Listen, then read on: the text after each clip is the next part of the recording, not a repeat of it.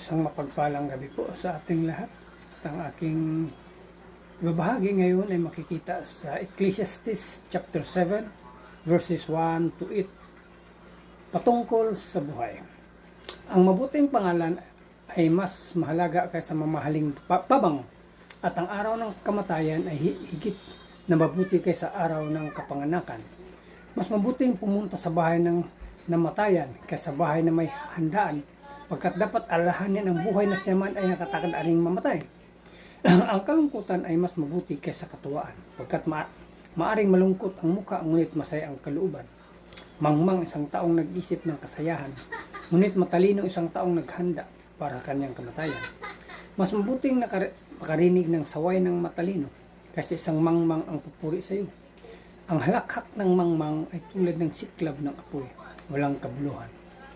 Ang matalinong nandadaya ay para na ring mangmang. Ang suhol ay sumisira sa dangal ng tao. Ang wakas ng isang bagay ay mas mainam kaysa pasimula. Ang pagtitiyaga ay mabuti kaysa kapalauluan. Yun lang po. Maraming salamat. God bless. Isang mapayapang gabi po sa ating lahat. Ang aking po ibabahagi ngayong gabi ay mula po sa Aklat ng Mga Ngaral, Kabanata 7, sa talata 9-12. Ito po ang naksaad.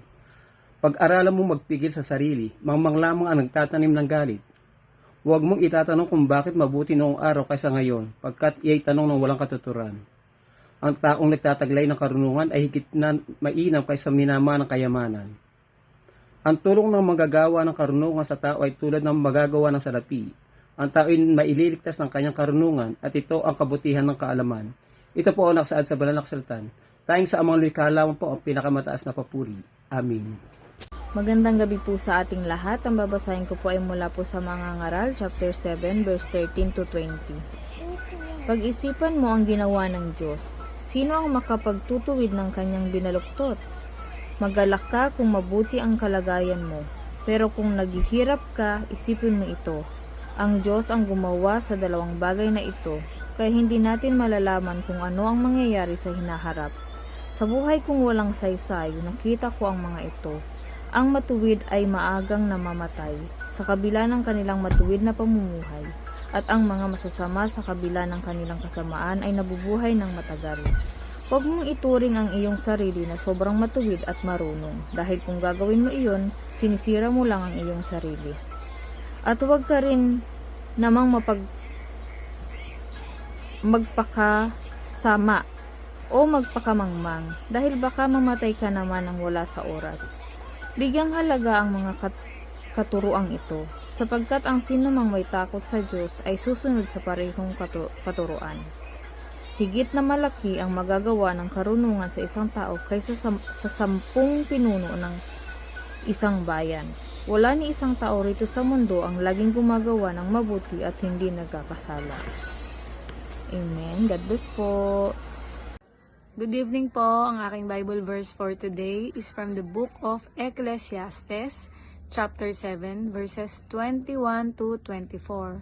Huwag mong pakinggan ang lahat ng sasabihin sa iyo ng tao, at baka kalaunan ay mismong alila mo ang humamak sa iyo.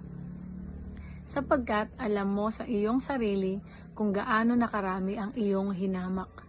Sa lahat ng bagay ay sinubok ko ang karunungan sa pag-aakalang ako'y matalino, ngunit napatunayan kong hindi pala.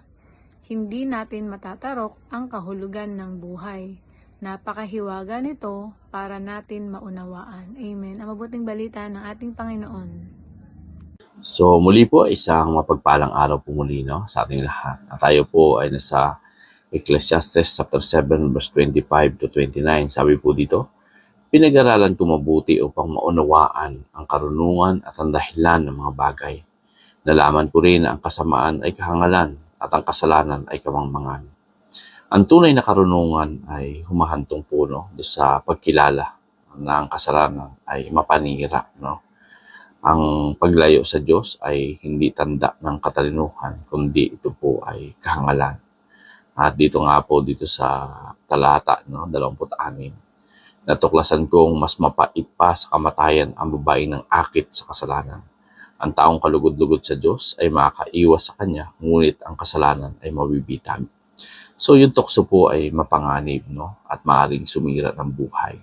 So yung taong namumuhay po na malapit sa Diyos ay binibigyan niya po ito ng lakas upang mapaglabanan ang tukso. No? Dito po sa talata 27, isa-isang sinuri ko ang lahat upang maunawaan ang katotohanan.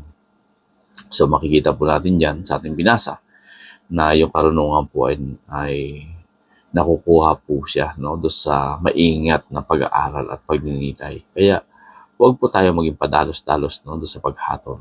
Kailangan po nating harapin, no, yung katotohanan. At dito po sa talata 28, patuloy ako naghahanap, ngunit bihira ako makakita ng tunay na matuwid.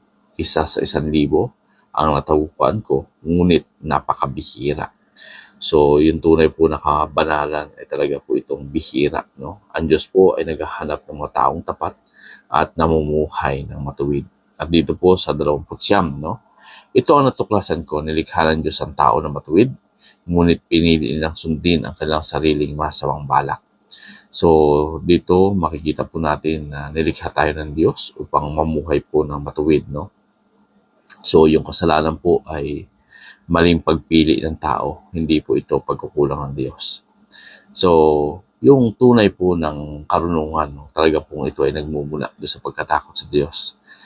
At lagi po nating tatandaan, yung tukso po ay mapanira, kaya dapat itong iwasan. So, yung kasalanan, no, ito po ay bunga ng maling pagpili. Ang Diyos po yung pamantayan ng tunay na katwiran. So, mamuhay po tayo, no, ng may kabanalan sa Panginoon. Kaya tayo po ay nilikha ng Diyos, ay hindi po tayo para mamuhay, no, sa kasalanan. Tayo po ay nilikha upang maging matuwid, ngunit nasa atin po yung pagpapasya kung susunod tayo sa Diyos o sa ating sariling kagustuhan.